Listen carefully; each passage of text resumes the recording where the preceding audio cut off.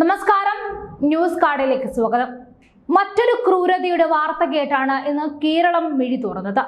കൊച്ചിയിലെ കളമശ്ശേരിയിൽ പട്ടാപ്പകൽ നടു റോട്ടിൽ വെച്ച് ഭർത്താവ് ഭാര്യയുടെ കഴുത്തറുത്തിരിക്കുന്നു. ജോലിക്ക് പോയ ഭാര്യയെ പിന്തുടർന്നെത്തിയായിരുന്നു ഭർത്താവിന്റെ ആക്രമണം. കഴുത്തിന് ഗുരുതരമായി പരിക്കേറ്റ നീനു എന്ന ചെറുപ്പക്കാരി നിലവിൽ ചികിത്സയിലാണ്. ഇപ്പോഴത്തെ സംഭവം കണ്ടുനിന്ന ഒരു ദൃക്സാക്ഷി ആ ക്രൂരകൃത്യം വിവരിക്കുകയാണ്. അഷൽ എന്നാണ് ഭർത്താവിന്റെ പേര്. അഷലിന്റെ ഭാഗത്തു നിന്നും പെട്ടെന്നൊരു ആക്രമണമായിരുന്നുവെന്നും നീനുവിനെ ഉടൻ തന്നെ നാട്ടുകാർ ആശുപത്രിയിൽ എത്തിച്ചുവെന്നും സംഭവ സ്ഥലത്ത് ഉണ്ടായിരുന്ന മനോജ് പ്രതികരിച്ചു. മാസങ്ങളായി അകന്നു കഴിയുന്ന അഷൽ ഇടയ്ക്ക് നീനുവിന്റെ വീട്ടിലെത്തി വഴക്കുണ്ടാക്കിയിരുന്നുവെന്നും മനോജ് പ്രതികരിക്കുന്നുണ്ട്. Edappally toll AKG road Akshaya സെന്ററിന് സമീപത്ത് ഇന്ന് രാവിലെ 9:15 ജോലി സ്ഥലത്തേക്ക് പോകാനായി ഇറങ്ങിയ നീനു ആക്രമണത്തിനിരയായത്. അഷൽ 1-2 തവണ നീനുവിന്റെ വീട്ടിലെത്തി ബഹളം വെക്കുകയും വഴക്കുണ്ടാകുകയും ചെയ്തിട്ടുണ്ട്.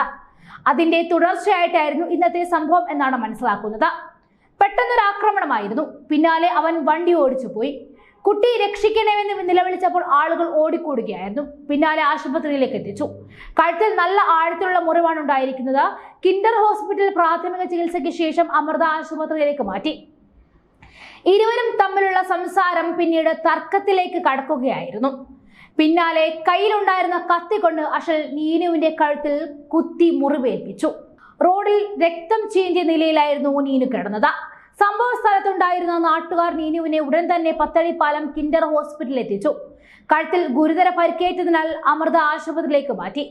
സംഭവ സ്ഥലത്തിന് പിന്നാലെ നീനുവിന്റെ ഭർത്താവ് കോമ്പാറ സ്വദേശി അഷൽ കളമശ്ശേരി പോലീസ് സ്റ്റേഷനിലെത്തി കീഴടങ്ങി.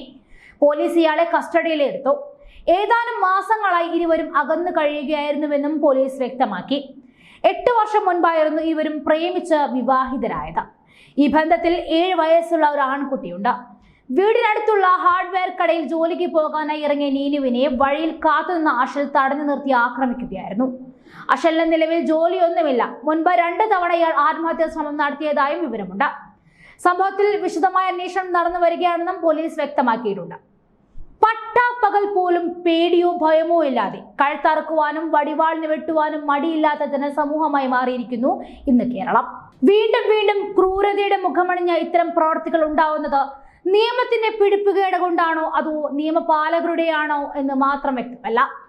മുൻപ് രാത്രിയെ പേടിച്ചിരുന്നെങ്കിൽ ഇന്ന് പകൽ വെളിച്ചത്തെയും പേടിക്കേണ്ടിയിരിക്കുന്നു.